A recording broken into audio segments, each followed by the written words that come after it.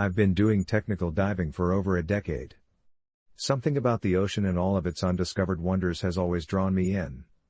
An entire uncharted, alien world lurks beneath us, waiting to reveal its secrets to those brave enough to take the plunge. I suppose you could say diving is my passion. It's been my whole adult life. I can't even go near the deep end of the pool anymore without having a panic attack. It all started when one of my best friends approached me with the idea of going on a short trip. Fred had a fairly formidable boat on which he made a living by engaging in, just let's say, less than legal activities.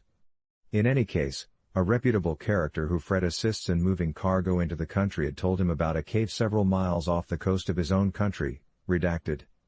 To be honest, no matter how much time I spend researching how we ended up 100 feet below sea level, I'll never understand why or how I agreed to such a foolish idea. It doesn't really matter anymore. At 99 feet below sea level, the pressure on your body that the atmosphere normally exerts is quadrupled. The sunlight tries vainly to break through the darkness. Darkness reigns supreme, and all who live there are creatures of the night. I checked my depth and air pressure gauges and looked up to see Fred's hand motioning for me to follow him to the cave's mouth. I flutter-kicked silently forward, floating just above the seaweed and silt-covered ocean floor, taking in as much as my low-profile, narrow-lens mask would allow. Fred dropped to the floor and clipped his line to a formation near the cave's mouth when we arrived. This is a critical step in cave diving. That was the only way we could get out of the system. I kept my light on his hands while he worked, but my gaze returned to the cave's mouth.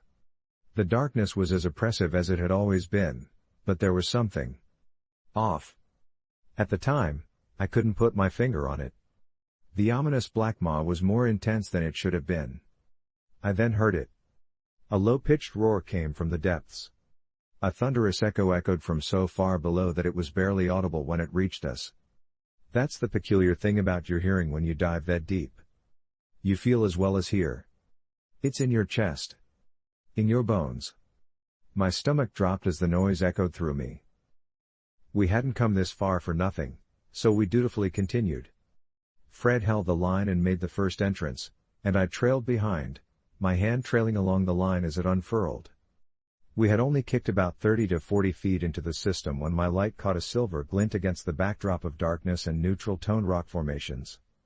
Fred signaled that he saw it as well, and we came to a halt. The narrow beam cast itself on the object as I kicked myself over to it. The only sound was the soft rhythmic beat of our exhales as they bubbled up to the tunnel's roof. The glint revealed a scuba tank half buried in the silt. Many cave divers bring extra safety rigs with them. When you're 100 feet underground and surrounded by a rock ceiling, the last thing you want is to run out of air. But who would abandon this?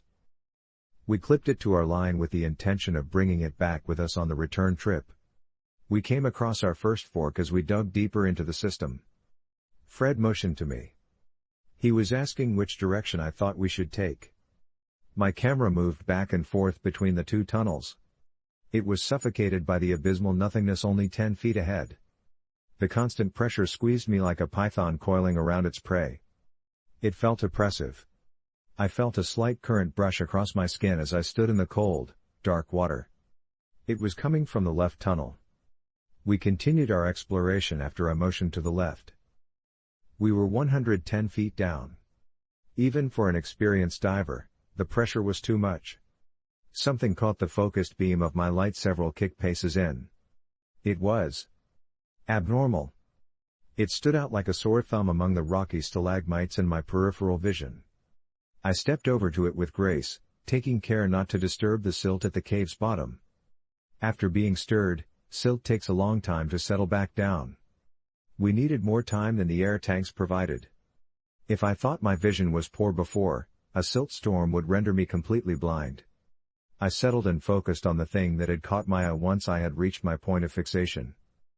I discovered it to be a diver's slate after pulling it from its sunken place in the sand.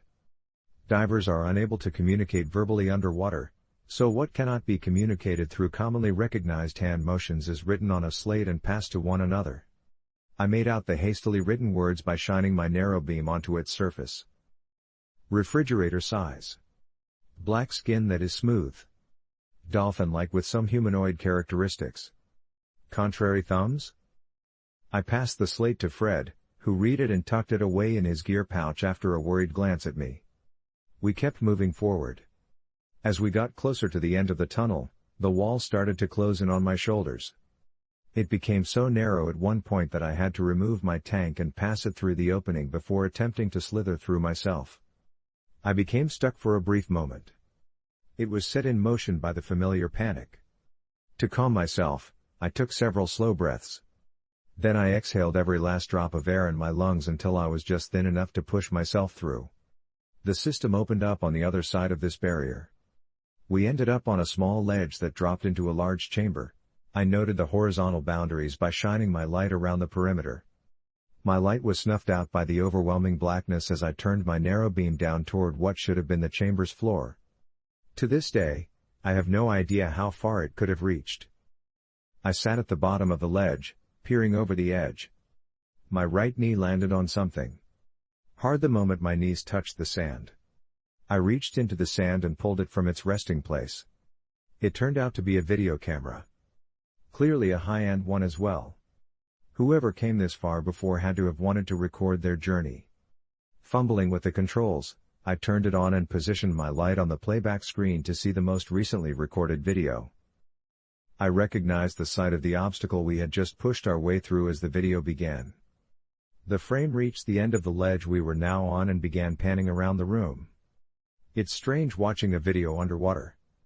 It had the effect of a silent horror film because there was no sound. The déjà vu feeling I had seeing my current surroundings did not put me at ease. The camera then panned down to the cavern's floor and back up from the abyss to rest on the figure of a diver standing next to the cameraman. It was clearly the dive buddy of whoever was shooting. When the diver in the frame turned to face the camera, a strange dark figure shot across the frame and out of view. The diver initially appeared exactly as he had a moment before. Then he grasped his throat. He clasped both hands around his neck, as if choking. Then wisps of dark red blood emerged from his grip, spreading their reach across the dark water like malevolent fingers. The figure shot across the frame from a different angle and out of sight. The diver's mask and regulator had vanished, as had a large, haphazardly torn section of his face.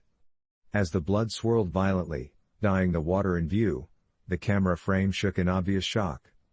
The still twitching body floated limply forward until the figure rocketed by again and it vanished, dragged down into the darkness. The frame peered over the ledge until it was violently smacked and the screen went black. A roar erupted from the silence of nothingness. I dropped the camera, startled. Fred motioned to my left, clearly panicked, to return the way we came. I kicked my way back to the narrow passageway and began the arduous task of shoving myself through. I turned to assist Fred after barely clearing the obstacle. He passed his tank to me, and I grabbed it. In a panicked rush, he pushed his head and shoulders through. His body took up the entire passageway, and all I could see was his head poking out through the rocks. But before he could make any further progress, his head jerked in a sickening manner. As he screamed in agony, bubbles erupted from his regulator. Blood began to seep through the opening and stain the water around us red. I desperately tried to pull him through, but as I did, I felt something pulling back the other way.